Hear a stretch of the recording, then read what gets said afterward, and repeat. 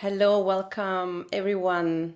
Hello, day 32 of our 21-day journey together. My name is Sia. I'm here in the United States, Texas. Hot, hot, hot over here. I hear in Europe, not so much.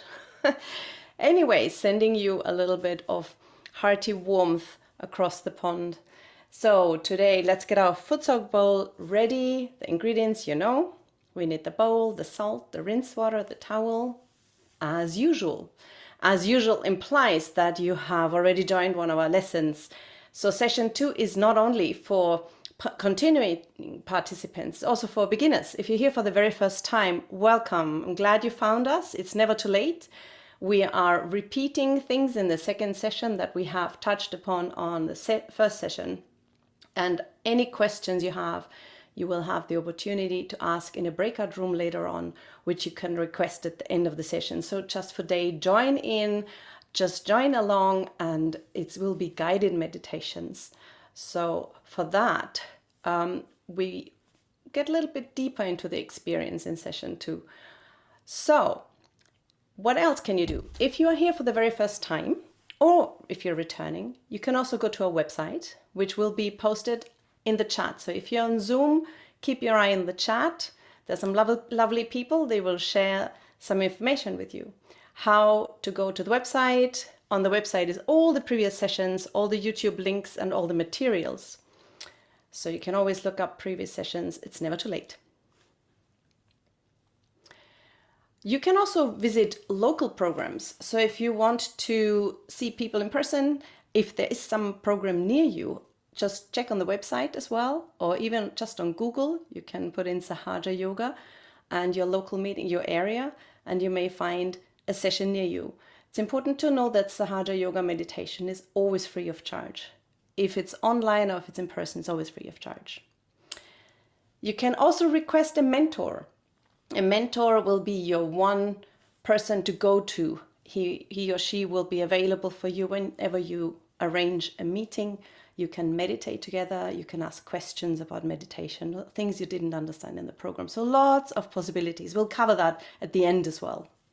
On Sunday, you had a beautiful session on peace and well-being come from within. And today's topic is becoming dignified and facing ourselves. And it relates to the void, which is here around our belly area. So we are touching on the void, the topic void. As usual, we have 2 presenters for our meditation, followed by a speech, an excerpt of the speech by the founder of Sahaja Yoga, named Shri Mataji, who you can see in the photograph. And after that, I shall play a little bit of music for you. Maybe I just touch on that a tiny little bit. It's kind of a fusion piece because Sahaja Yoga is all about integration. It's a fusion piece between, let's say, it's based on an Indian raga, but loosely based on an Indian rag on the violin over Tanpura, which is a drone. And then it ends in the second movement of a Vivaldi piece in A minor. So little bit of an experiment there. I would like to invite all my presenters now here into this window so we can get to know you. We've had the beautiful opportunity to meet already before in the session. So, Prasad and Nicholas, hello, hello. Hello. Welcome. Hello. Prasad, tell us where you are, tell us a little bit about yourself, and maybe touch short upon what Sahaja Yoga meant, what Sahaja Yoga has given you in your life. My name is Prasad. I'm coming to you from the UK, which is sunny and hot. So Oh, it I'm is? not as Take hot it as all back. Texas, thankfully. Yeah. Yeah, so Sahaja Yoga, what has that given me? Sahaja Yoga has given me, I guess, a sense of purpose, and it's given me a daily means to improve myself, to perfect myself, and find that peace and joy that we all seek. And you are a I, fantastic painter. And you are a fantastic painter. Maybe you want to share a little bit what Sahaja Yoga has, what influence Sahaja Yoga, meditation has had on your art. um, I mean, art's been a kind of parallel journey along with my meditation, and I never felt the two were separate. I always felt they were the same. And one thing that really touched me because I was often going out and painting was this idea that, the truth, or as Kabir says, the garden of paradise is within. Don't seek outside. And so that combination of, finding beauty in nature, but then, experiencing it and expressing that is an important aspect. That's super great. Super great to hear. And we're moving on to Nicholas, who's also a great artist. And he is in a wonderful location currently. Tell us where you flew off to. Hi everyone. Yes, I am in Vietnam at the moment. So it's very late in the day here, but it's very hot and humid. My goodness. But yeah, it's lovely to be here and lovely to share the meditation with everyone. So, having the opportunity of having two painters, very briefly, what influence did Sahaja Yoga or your meditation have on your art? Well, I mean, it really transformed my own creative journey.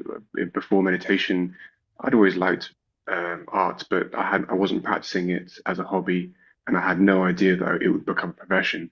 So actually, meditation was the catalyst for me to actually kickstart my creative journey. Before that, it was largely ignored. Interesting.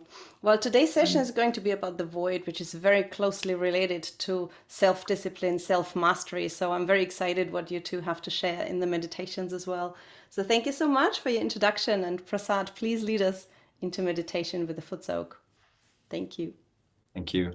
So it's hot weather in general, so hopefully we feel very cool after this. You all need a foot soak, which I hope you have. If you don't, that's fine. And so before we start, could I actually have the slide about the void? Um, so yeah, just like a very brief introduction, the void is that green, large space in the individual's stomach area, and it's around the third chakra, the nabi. And interestingly, it's created by the movement of the second chakra. So this yellow one, it creates this void by moving around the third chakra. And the second chakra is the aspect of creativity. It's the chakra responsible for the creation.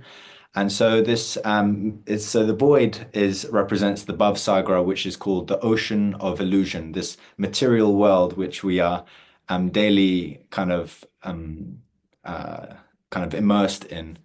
And to cross it, we need to become our own masters. So there, there's the guru principle, which is about it's about dharma, being strict with yourself, watching your attention. There's many aspects to it, but it's also really about introspection. And once you achieve your realization, which I hope most of you have, it's also about assuming that you are the master. It's about having faith in yourself, assuming that I am the spirit, because the master is ultimately the spirit. So I am the master, I am the spirit, and assuming that position is a strong aspect. When I teach painting, there's a big aspect because a big part of it is also not just um, there's techniques and so on, but it's also assuming your position that, yes, I'm the master and I know where I want to take this painting. There's a level there as well. So let's move on with the foot soak. We can just like first start by giving it a clockwise bandha 7 times.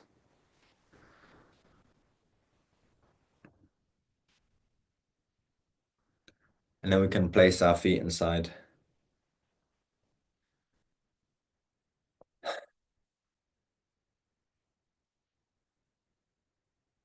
And so we can just keep our hands on our lap at first and just slowly try to take our attention inside. We can take a few deep breaths.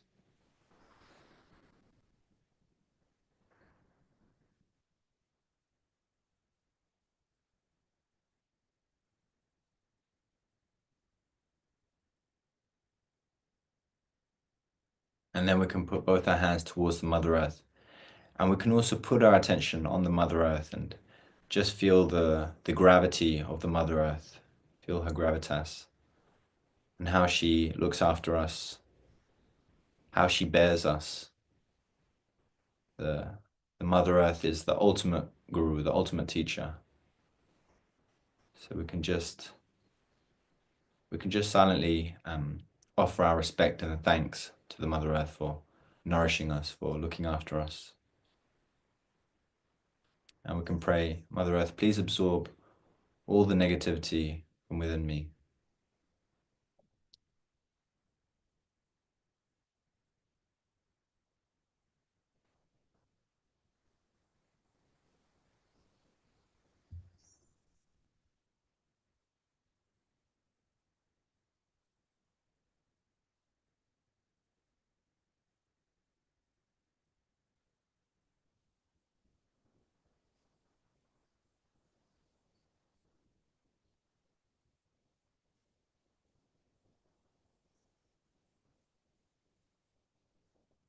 And we can place our left hand on our lap and keep our right hand towards Mother Earth.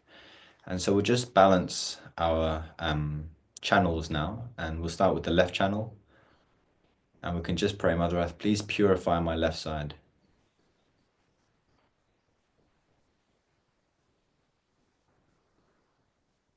Please remove all the negativity in my left channel.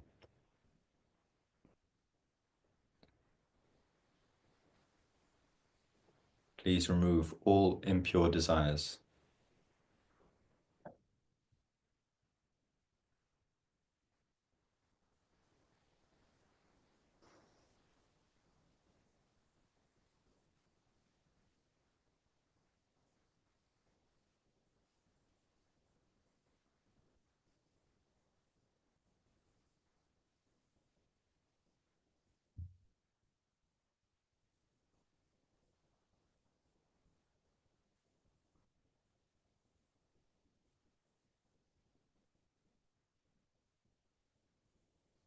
We can place our right hand back on our lap and we can raise our left hand behind us towards the ether, the sky.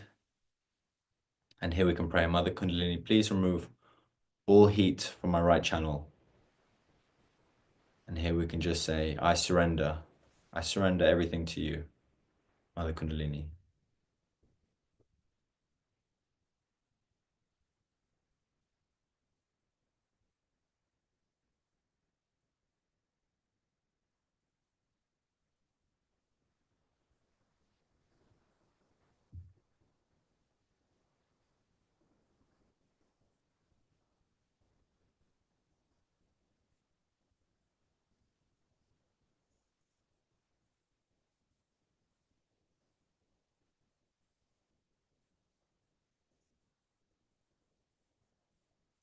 And for this channel, we control it with our playful nature. So just let all my actions be playful and light.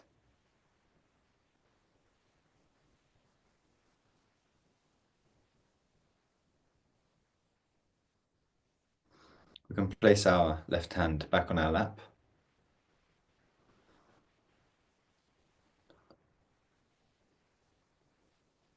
And we'll just move our attention to the void.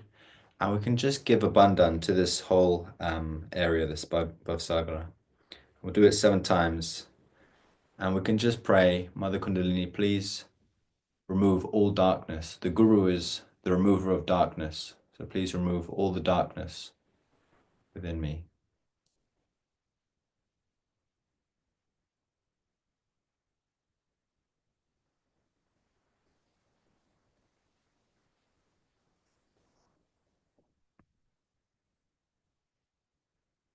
And we can place our hand on the left side of our third energy center, the Nabi. And here we can just affirm inside with a sense of confidence that I am my own master. I am my own Guru.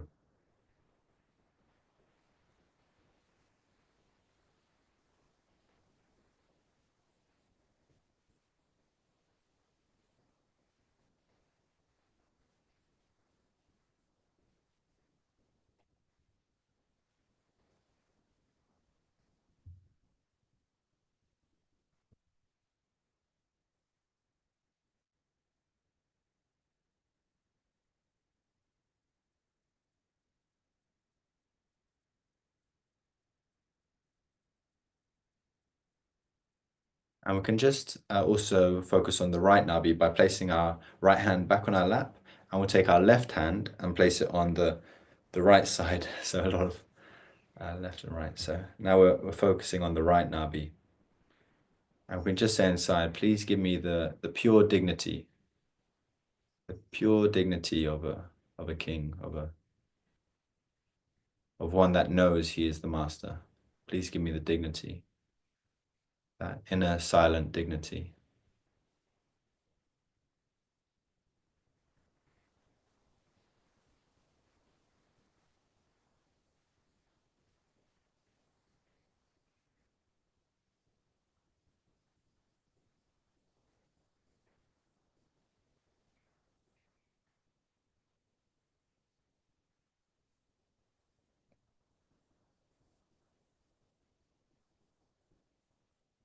We can place our left hand back on our lap. And let's put our right hand on our heart. So this master, this guru, is the spirit, the eternal witness within us. And we have to become that. So we can just say inside, I am the pure spirit. I am nothing but the pure spirit.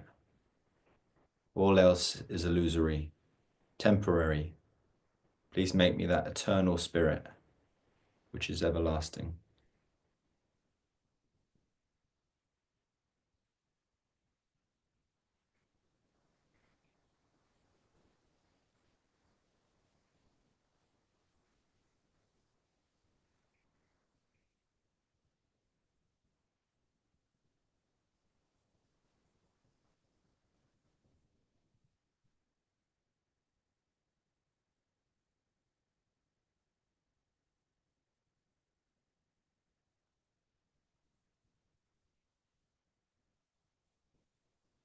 We'll put our hand on our forehead. And here we can just say, I forgive. I forgive everyone and I forgive myself.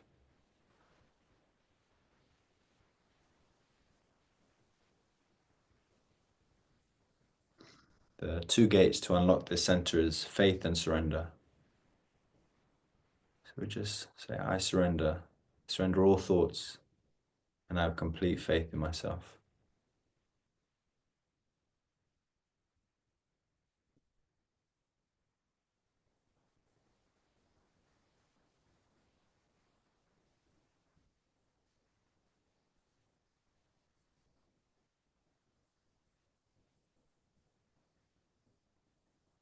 And then we can place our hand on our Sahasrara, the seventh energy center. And we can press down quite firmly with our hands outstretched. And we can massage it clockwise 7 times. Mother Kundalini, please establish my self-realization.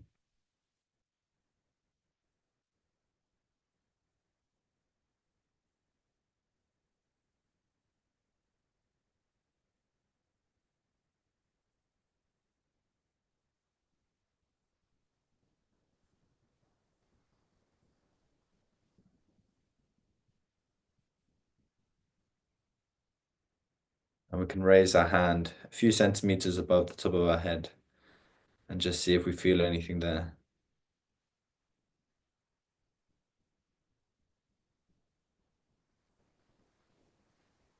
We can place our right hand back on our lap, and we can raise our left hand above the top of our head.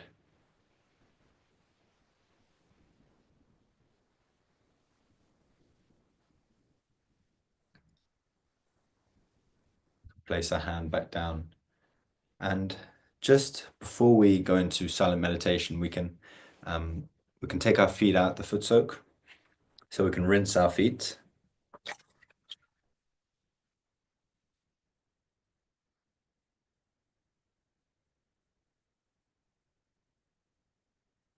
And just sit in silence for a few minutes.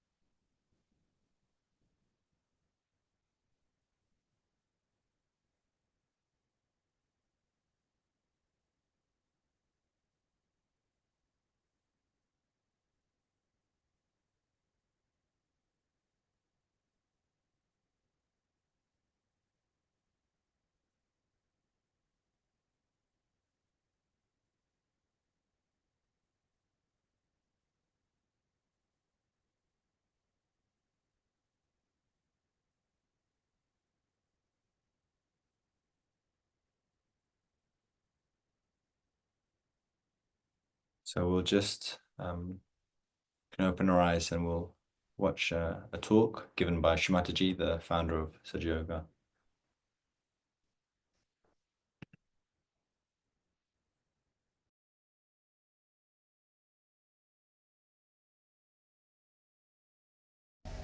Guru principle is extremely strict,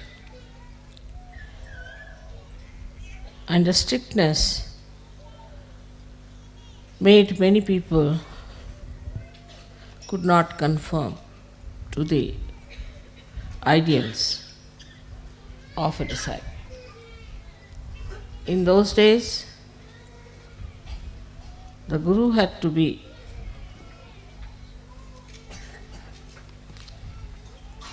absolutely the authority, and it was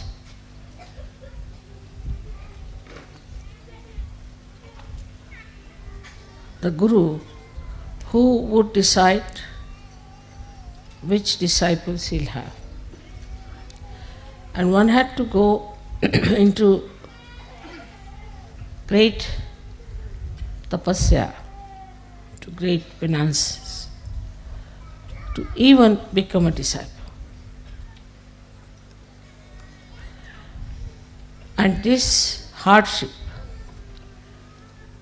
was the only way the Guru used to judge. Gurus would always live in jungles, and they would select their disciples, very few, very, very few. And they had to go and beg food from the neighboring villages and cook food for their Guru with their own hands and feed the Guru.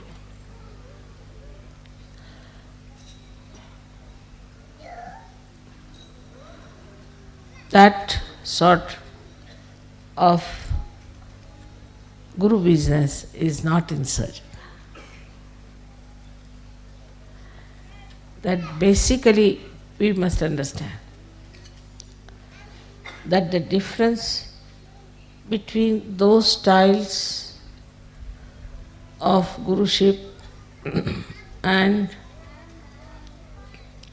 that we have now is this, that very few individuals were given the chance to become the Guru. Very few. And these few also were selected out of quite a lot of people, and they felt that there was something really special that they are being selected, chosen, and that whatever they will have to go through is all welcome. With this idea, they became the disciples. But Sahaja Yoga is a very different thing. I would say just the opposite. First of all, your Guru is a mother, and who suffers from Sandra Karuna. At the slightest things that happen to you, my eyes get filled with tears. So, as a mother, to be a Guru is a very difficult thing. But at the same time, for you to achieve heights is also difficult. Because you get lost when I love you so much, and in that love, you forget sometimes that the progress in your being is very slow. It is important that in Sahaja Yoga you have to be strict with yourself. That's why I said that you have to be your own Guru, which people do not understand what it means. You have to be your own Guru means you have to guide yourself, you have to treat yourself as your disciple, and you have to trim yourself. If you do not understand the responsibility as Sahaja Yogi of working it out yourself, everything, you cannot move very fast, because it is a different type of relationship between the Guru and the disciples. So first, I have always said you become your own Guru. So you have to make a lot of introspection and fix your ideals. Before you, I am sitting. You have seen me how I am. I can eat anything. I need not eat at all for days together. I can sleep anywhere. I may not sleep at all. I travel for miles together untiringly. I have this energy because I am a Guru of myself also. So the first thing is that there should be a lot of introspection. What's wrong with me, not wrong with others? What's wrong with me? Am I seeking the comfort of my body? The attention, is it on my body or on my spirit? If so, what am I doing? I think best thing is to write it down. Can I sleep on the grass? Can I sit on the stone? You have to make this body work. Can I sleep anytime I like, and can I keep awake anytime I like? I've seen people doze off. The reason is this, not that they're bad or in any way indisciplined people, but because inside they are tired. If you are tired inside, then you feel tired all the time. You will see on the television, if you see people in the West, they are always sitting like this. Because they are so very tired. Why are they so tired? They don't work so hard. So introspect how you behave. Now, when you start introspecting yourself, you'll also start introspecting your surroundings and your styles and your methods and what you are doing to yourself because of the conditionings of the outside.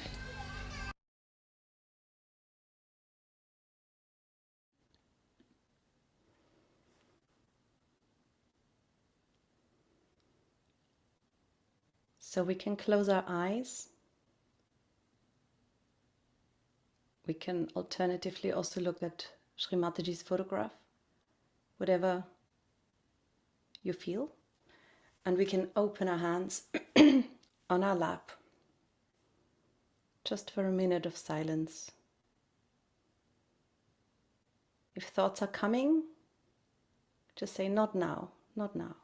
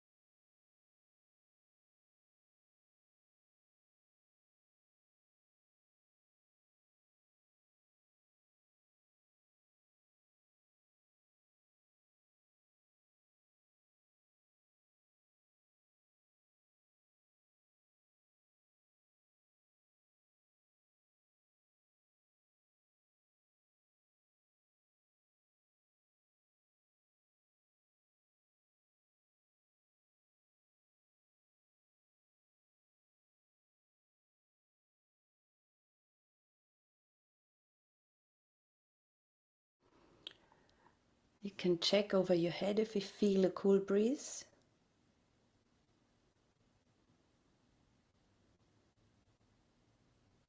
Stay with your attention right up there, even when you drop your hand. And try with the other hand. Is it cool? Or is it still warm?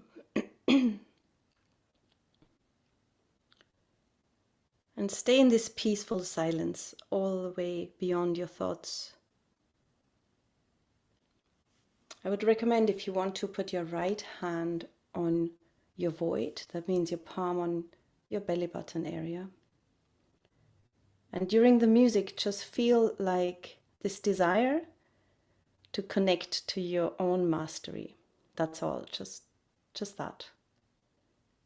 Just connect to yourself completely, with full faith and with love.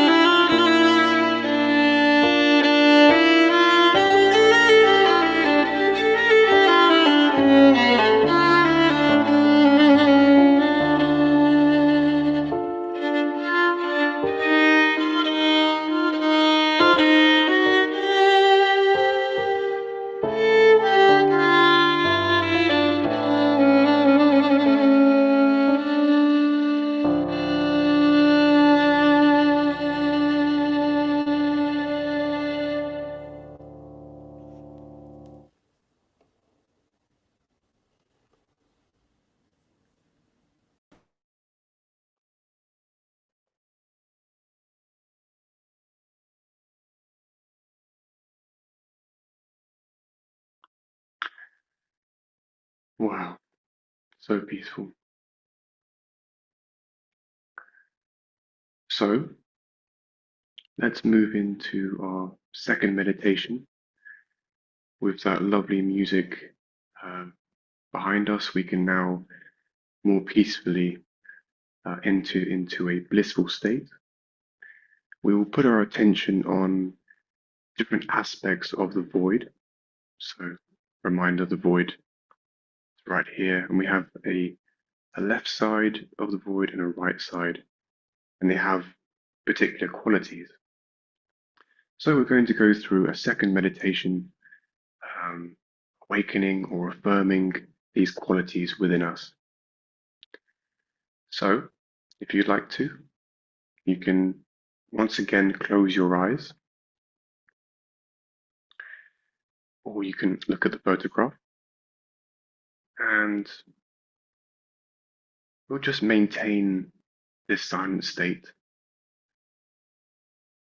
and we can help our energy to rise up above our head by using our right hand and bringing it up the central channel all the way to the top. And then once again, pressing down on the top of our head and then seeing how we feel above our head.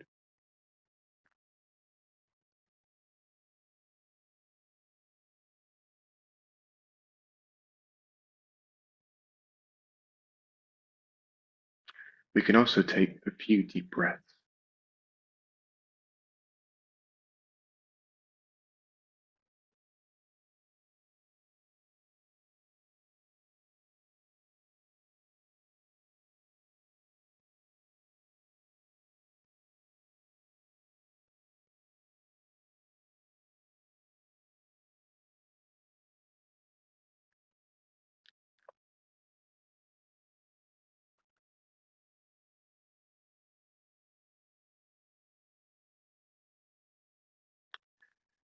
So let's start with the left side of our void. So we're going to place our right hand on the left side of our stomach.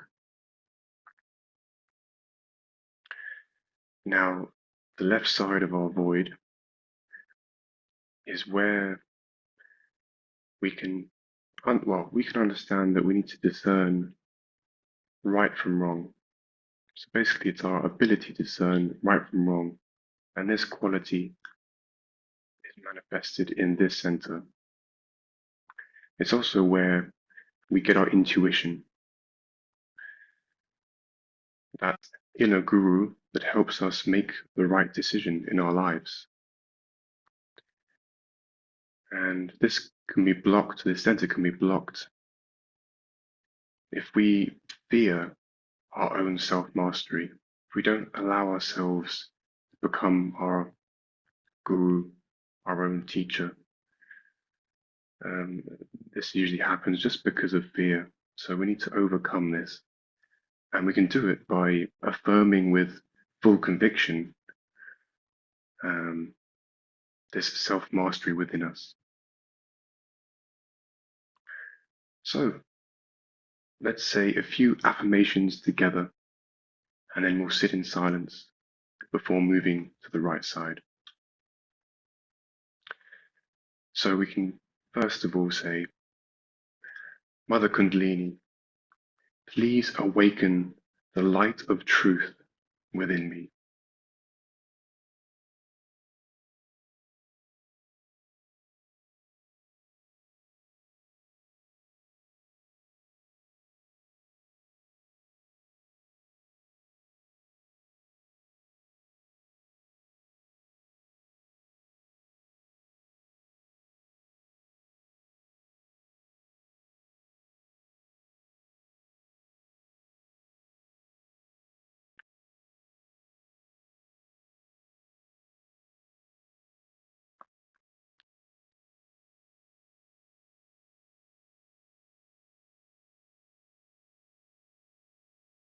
Mother Kundalini, please let me discern right from wrong.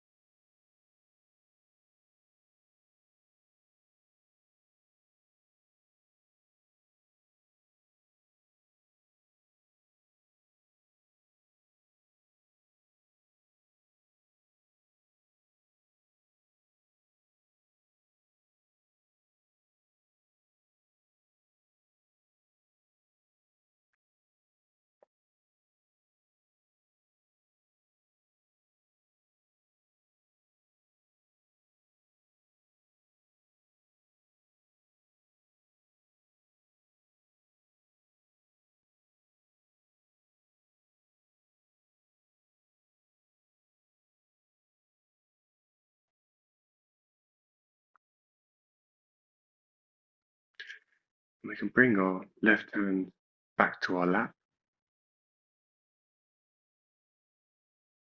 And now we're going to turn our attention to the right side of our void. So now we can place our left hand on the right side of our stomach.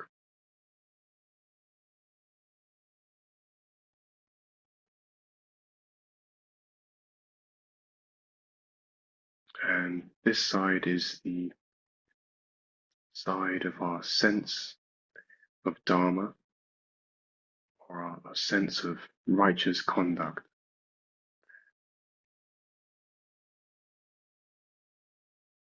It's also the side of our dignity. And we hope to awaken and strengthen our sense of dignity. Only then can we become our own guru.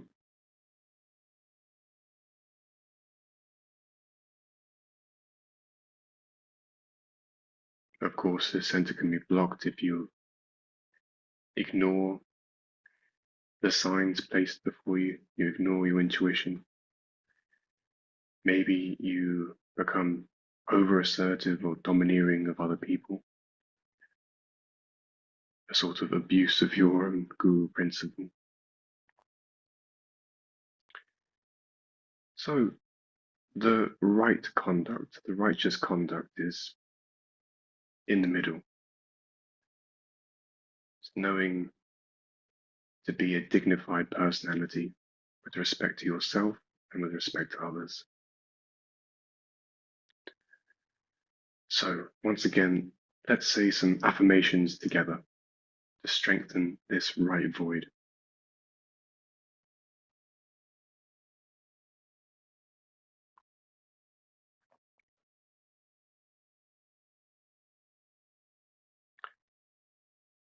Mother Kundalini, please instill the quality of dignity within me.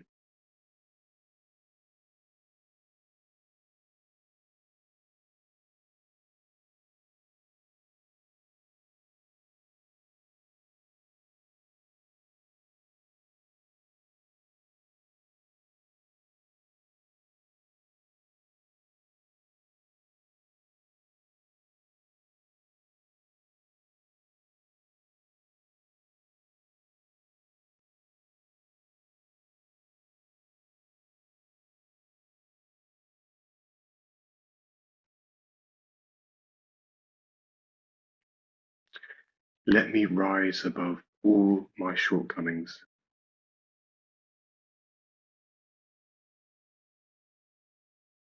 and give me strength to overcome all my weaknesses.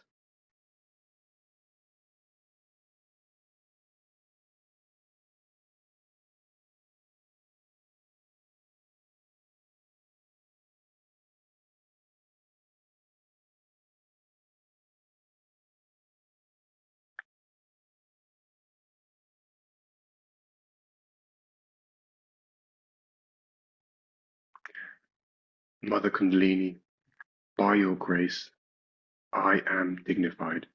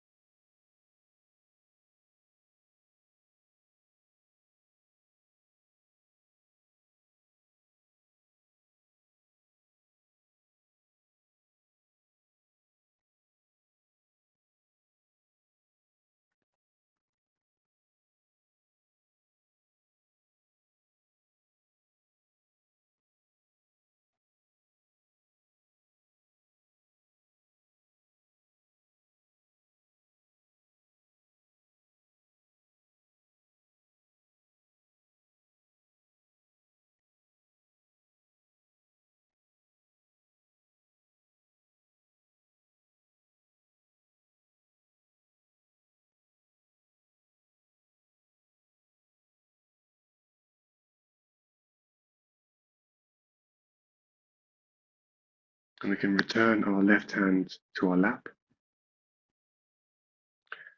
And with our right hand, we can once again raise this energy up above the head.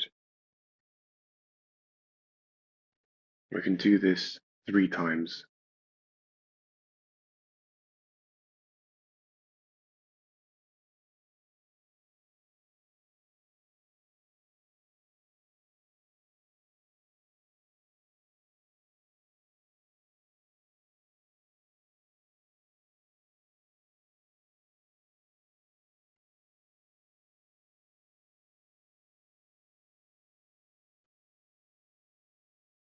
And let's sit for a few moments in silent meditation.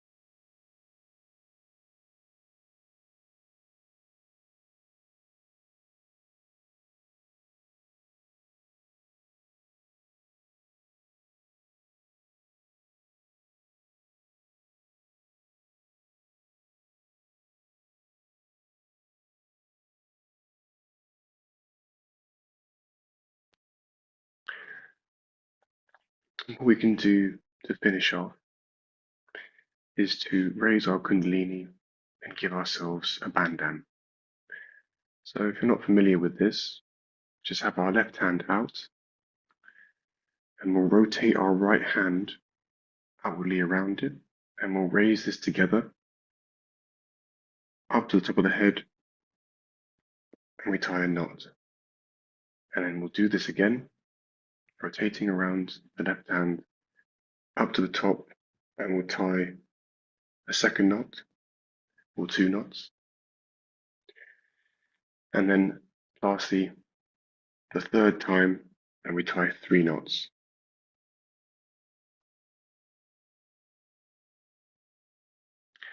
And then we give ourselves a bandhan, so protection with our right hand on the left side.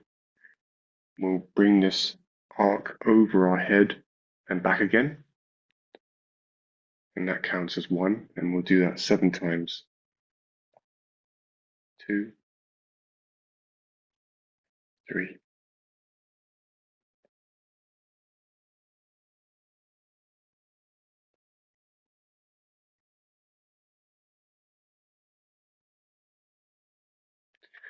Great. So thanks very much.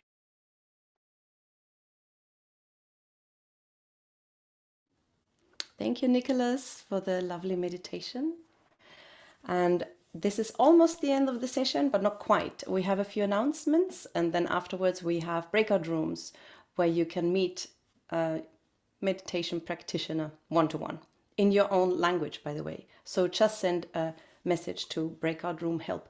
But before that, let's have a look at the slides. What's coming up? All right, so we covered today the void and becoming dignified. Now we're all dignified. Next slide, please. Thank you. There is a handout that's not quite yet uploaded, but you can see all the today's session as well on our website. Day 33. Please join us on Sunday. Sunday is always our workshop day. The topic is respect your self-realization. Once again, there will be more emphasis on one-to-one workshop. Keep an eye on the chat for all the links.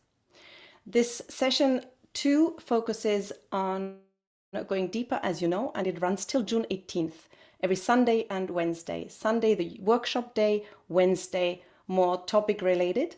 Always the same link, always the same time. If you would like to request a mentor, this is another opportunity right now. Look in the chat and fill out the form. You can also join our WhatsApp groups and get all the information on our website, from the links, recorded sessions, handouts, everything. As I said, void handout is to be uploaded soon. This is our website. Here we go. You can see by day, by session. Usually the handout should be on the day, but we're not quite there yet today. So we'll be coming.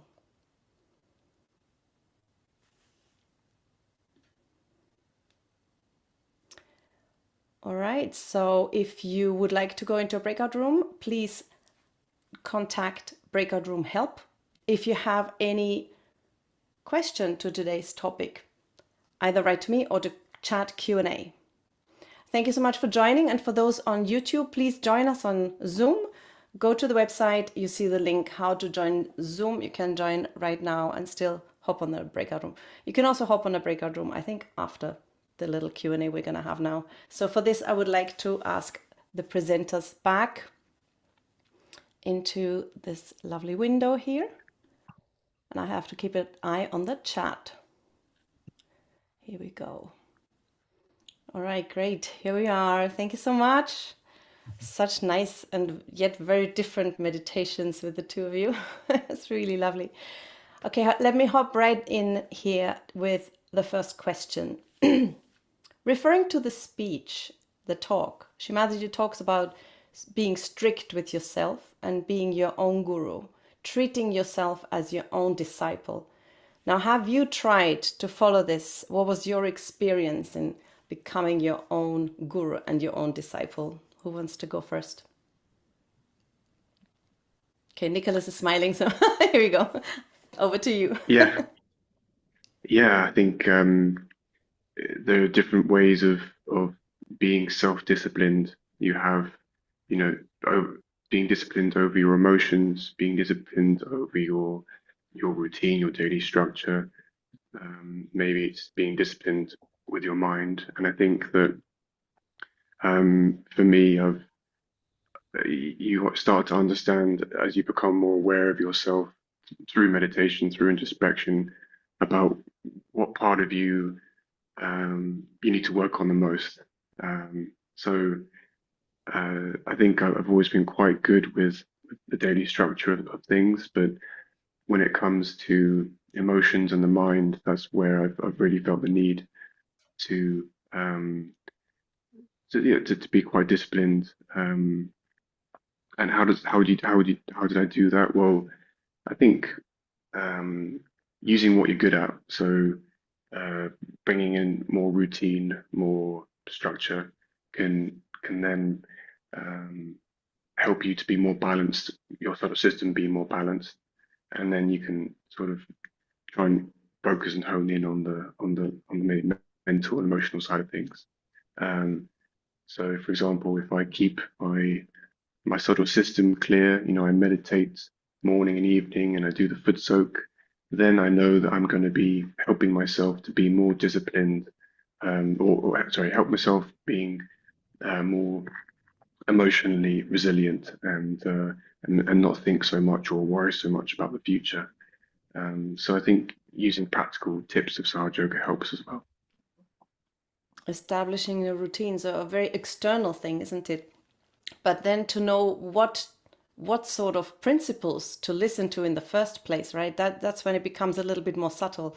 So Prasad, maybe you can answer that question. It's not really a question, I just made it up. But when Nicholas was talking about the Dharma, so maybe to go a little bit into this Dharma versus outside rules you establish for yourself. So what does Dharma mean? Well, yes, I mean, there's the outside rules. I'm not sure because there's, I grew up in a school in India, and so I mean, this is a little bit separate, but for someone like me, the structures of Western society was something that I had to kind of learn to get my head around a little bit. But the inner Dharma is something that I would say I always had. I think every child naturally has a sense of Dharma, naturally has a sense of innocence, of respect.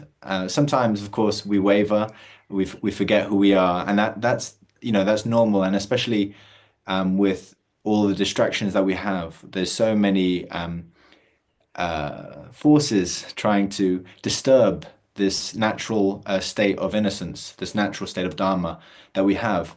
And so when you enter these new societies or different spaces, becoming aware of these forces and seeing how they're disturbing this natural state is really important. So the awareness of that is important. And then, yeah, seeing your mind, where it's going and seeing how it's affected. It's very interesting because we sit, we meditate, and we say, I'm the spirit, and then straight away, afterwards, you can look at your phone and you can be bombarded by stuff, and it's very interesting for me as an artist as well. I used to wonder what kind of impact can I have on another person's life, and I realized just by watching my attention, if I watch, a football, even just a little highlight or just a clip, just the headline, I'll see how it plays on my attention even an hour or two after. It just takes me down a rabbit hole.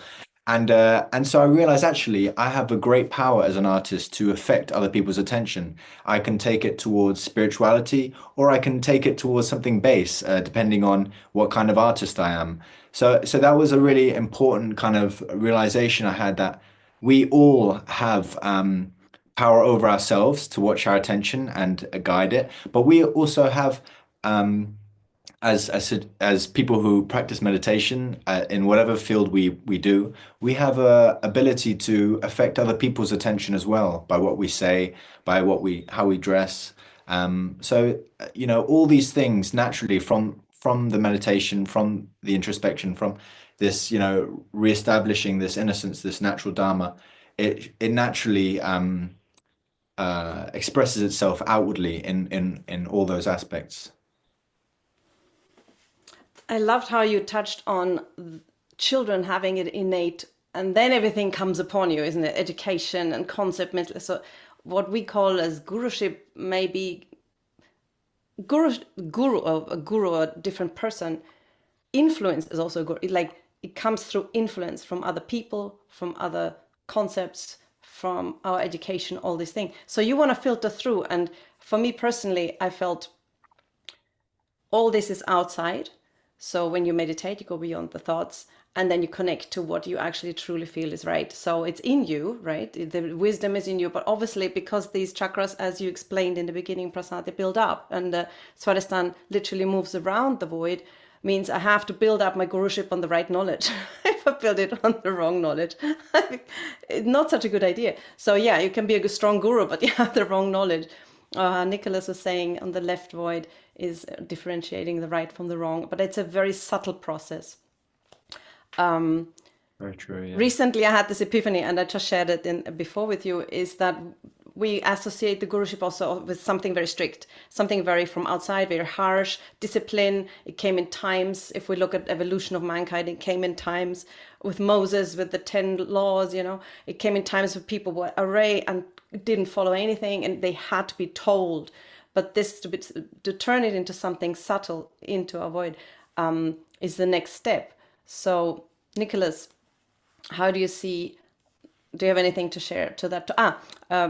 Sorry, my train of thought was there. The thing is, many things like fear, or things that we very much often work on the center heart in self-confidence, right?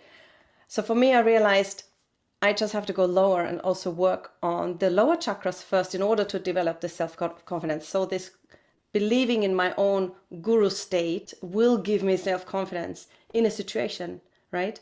So anyway, anything you want to share to this combination of chakras, Nicholas, possibly, if you have something to. Well, yeah, it was interesting you saying that. I think when it comes to the void, maybe the type of personality you are as well has an effect on how you do it, how you see yourself or how you affect others.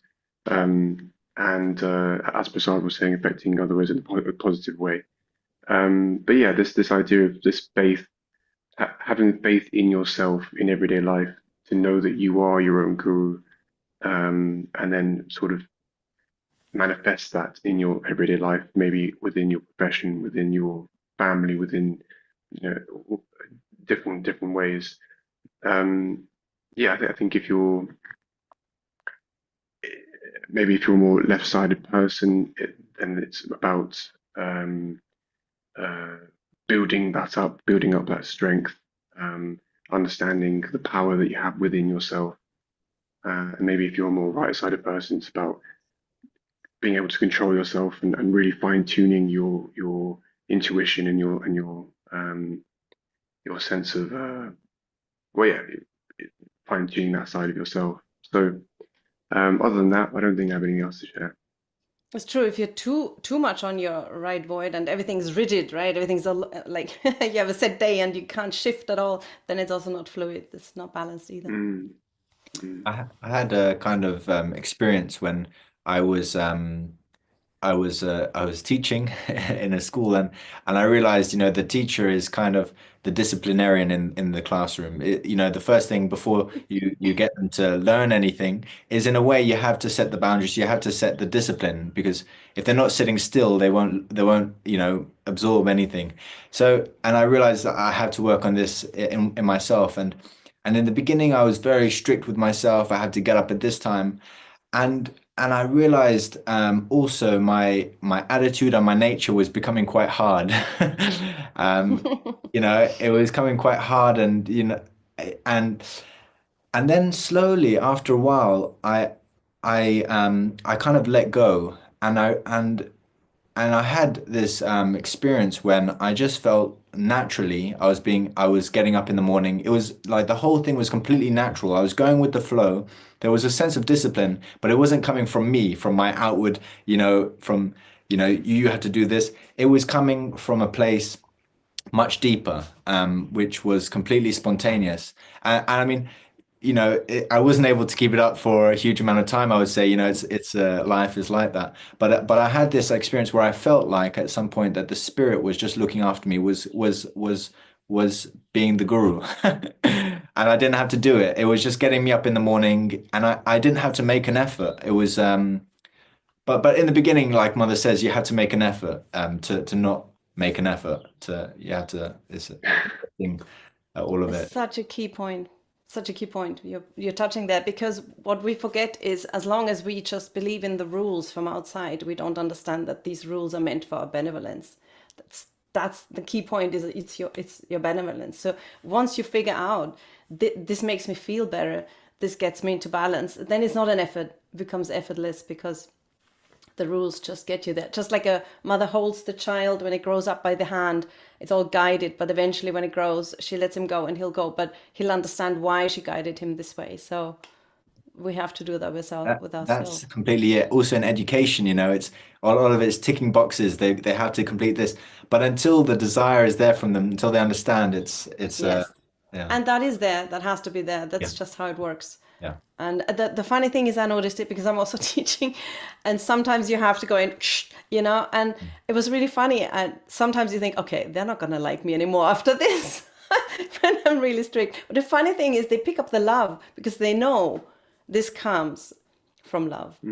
So they actually loved it. They came even more to me after that. Like if it comes from love, if it just comes from, like, you know, Nicholas said, from right side and just unconnected, then no. But they can feel the love behind, so children do understand it comes from love and concern.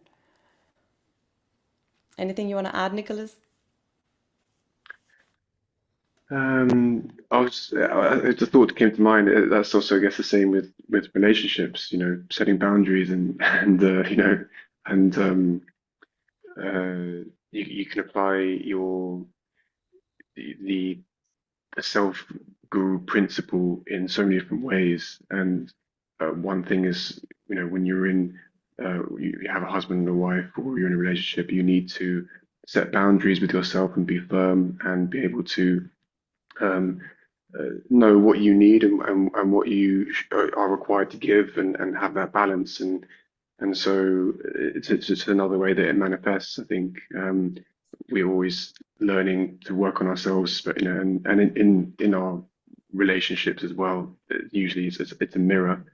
That just thought came to mind. It's true. It applies in many different ways.